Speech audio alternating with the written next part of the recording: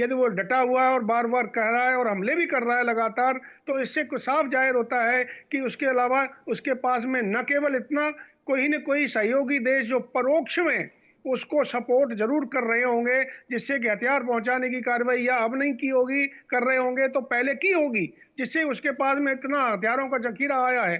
तो ये साफ जाहिर होता है। दूसरी बात, इसराइल इसराइल ने जिस प्रकार से हमला किया है, वो बड़ी सोची समझी बिल्कुल ठीक। हम्म। स्ट्रेटेजी के मुताबिक किया। हम्म। क्योंकि कोई भी देश समझता है कि यदि मेरे ऊपर हमला होगा तो रात के समय पर होगा, जैसे हमने भी सर ऑपरेशन माफी सिंदूर चाहूंगी, एक किया। छोटा सवाल मेरा है, आप प्लीज कंटिन्यू कीजिए, लेकिन एक छोटा सवाल मैं पूछना चाहती हूँ आपसे। सर ये भी जानकारी सामने आई है, आप डिफेंस एक्सपर्ट है, बेहतर बताएंगे दर्शकों को, कि लोकेशन लीक की गई है। क्या सर ये माने कि घर का भेदी लंका ढाई, कि ये लगातार कहा जा रहा है कि जिस तरीके से खामनेई को मारा गया चंद मिनटों में, ये आम बात नहीं थी क्योंकि वो भी सुरक्षित थे, लेकिन यहां कहा जा रहा है कि यहां लोकेशन लीक की गई थी। क्या आप इसको समझा पाएंगे? देखिए, आप बिल्कुल सही कह रही हैं। देख, वर्ल्ड की दो फेमस हाँ। सिक्योरिटी और इंटेलिजेंस एजेंसी हैं, एक है मुसाद, दूसरा है सीआईए। एब्सोल्युटली। बाकी देशों की इंटेलिजेंस एजेंसी भी काम करती हैं, लेकिन इनको मशहूर माना जाता है, और खास तौर से मुसाद नंबर 1 पर है।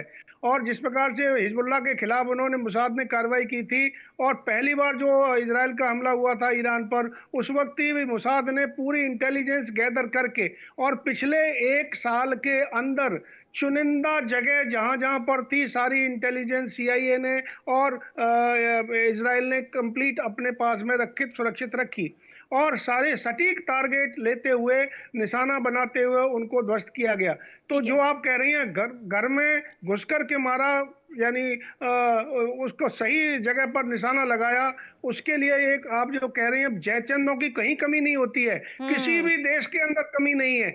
भारत की यानी दूसरे देश की इंटेलिजेंस एजेंसी अपना काम तो करेगी ही, लेकिन घर का भेदिया लंका ढाई वाली बात होती है, तो वो बात बिल्कुल सत्य यहाँ पर भी लागू होती है। हो सकता है कि ईरान के अंदर जहाँ पर उनके बीच में रहने वाले ही लोग कुछ सही तरह की एग्जैक्ट इंफॉर्मेशन सप्लाई कर रहा हूँ मुसाद को, और मुसाद का यानी नेटवर्क जो पूरा सही तरीके से इस कार्रवाई को करने में सक्षम हुआ है। ठीक है सर, प्लीज आप बने रहिए। एक और बड़ी जानकारी हम दर्शकों को देना चाहेंगे, पल पल का अपडेट हम दे रहे हैं, जहां कहा जा रहा है दिल्ली में दूतावास की सुरक्षा बढ़ाई गई है। यूएस और ईरान दूतावास की सुरक्षा बढ़ाई गई है, बड़ी खबर सामने आई है, जहां बता दें आपको सुरक्षा के लिहाज से लगातार सतर्कता बरती जा रही है, और यूएस और ईरान दूतावास की सुरक्षा बढ़ाई गई है। वॉल ग्राफिक्स के माध्यम से आपको जानकारी देंगे, जहां बता दें आपको दिल्ली में दूतावास की सुरक्षा बढ़ा दी गई है। और इसी के मद्देनजर आपने देखा बीते दिन प्रधानमंत्री ने सीसीएस की बैठक की थी, ये लंबी बैठक चली, जहां तमाम अहम मुद्दों पर चर्चा की गई,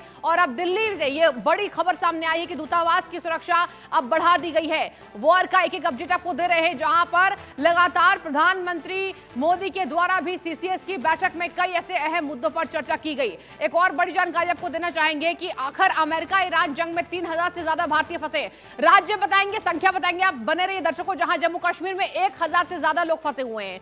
मध्य प्रदेश की बात करें तो यहां 700 से ज्यादा लोगों की यहां पर खबर सामने आ रही है, और कर्नाटक की बात करें 150 से ज्यादा लोग वहां फंसे हुए नजर आ रहे हैं। इसके साथ राजस्थान की बात करें 100 से ज्यादा लोग वहां फंसे नजर आ रहे हैं। महाराष्ट्र में कितने लोग हैं?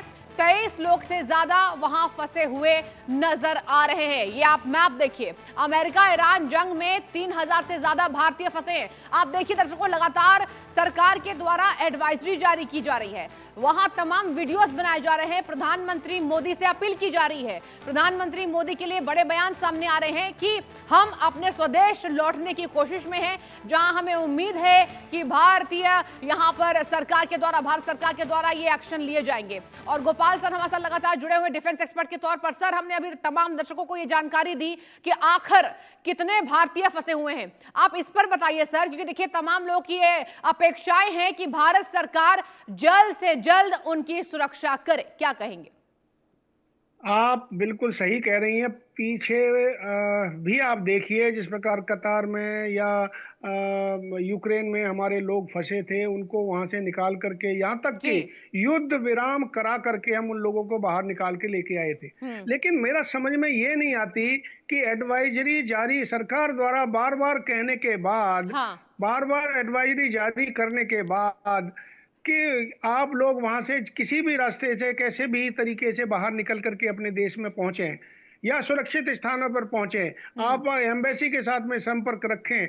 लेकिन समझ में नहीं आता कि यदि वो खुद ही अपने आप पैर में कुल्हाड़ी मारना चाहते हैं, अपने आप को ही तबाह करना चाहते हैं, तो क्यों बसे हुए वहां पर। हम्म। लेकिन फिर भी भारत सरकार ने अभी कुछ समय पहले बताया है कि वो ऑपरेशन संकल्प के द्वारा इनको निकालने की वहां से कोशिश करेंगे। जैसे ही कहीं न कहीं बीच में जगह मिलती है, और किस तरीके से उसको निकालेंगे, तीन तरीके हो सकते हैं। एक तरीका है हवाई जहाज के द्वारा, लेकिन हवाई जहाज का सारा जो है एयर स्पेस बिल्कुल बंद है, हवाई जहाज के द्वारा नहीं हो सकता। दूसरा ये है कि उनको गाड़ियों के द्वारा दूसरे जगह भेजा जाए, तो अफगानिस्तान भेजा जाए या दूसरे देश में भेजा जाए। तीसरा, समुद्र के रास्ते उनको निकाला जाए। लेकिन युद्ध की स्थिति ऐसी बनी हुई है कि जहां पर लगातार जो है हाँ। 30, 40, 50 जगह पर मिसाइलें गिर रही हैं। इस स्थिति में उनको निकालने में बहुत कठिनाई हमारे भारत देश को भी आने वाली है। फिर भी फिर भी कोशिश पूरी रहेगी कि हो सकता है कि यदि 2, 4, 6 घंटे के अंदर कुछ good sense prevails amongst Trump साहब as well as Iranian leadership, कि ये युद्ध के हालात थोड़े से कम हों, उस स्थिति में इनको वहां से निकालना आसान हो पाएगा। सर ये भी बताइए, यहाँ पर इजराइल के द्वारा ये बड़ा दावा ये किया गया कि पीएम मोदी को इस युद्ध की जानकारी नहीं थी, कैसे बताएंगे आप? ये ईरान का दावा है कि पीएम मोदी को इस युद्ध की जानकारी नहीं थी। इजराइल ने बड़ा दावा किया है, इजराइल के तरफ से ये बड़े बयान सामने आए हैं कि पीएम मोदी को, अगर बात की जाए तो इस भीषण युद्ध की तैयारी नहीं थी कि कैसे ईरान पर हम अटैक करेंगे। बिल्कुल सही बात है। देखिए, अभी बार बार हमारे यहाँ पर कुछ लोग भारत के अंदर भी बातें उछाल रहे हैं जी। कि पीएम मोदी साहब वहां गए, वहां जा करके उन्होंने नित्यानंद से बात की होगी, सारी सलाह दे करके आए होंगे, पता तमाम तरह की बातें कर रहे हैं। ठीक है। आप समझिए, कोई भी राष्ट्राध्यक्ष जाता है दूसरी जगह पर, वो बात अपने देश की बात करके आता है। उन्होंने ठीक कितने है। तकरीबन 9-10 एग्रीमेंट साइन किए हैं, जो अपने देश की प्रगति के लिए उन्होंने, सर माफी के यानी साथ आपको रोकना एग्रीमेंट। चाहूंगी, समय हमें इतनी की इजाजत देता है। आपका बहुत शुक्रिया सर, इंडिया न्यूज पर तमाम चर्चा को आगे बढ़ाने के लिए।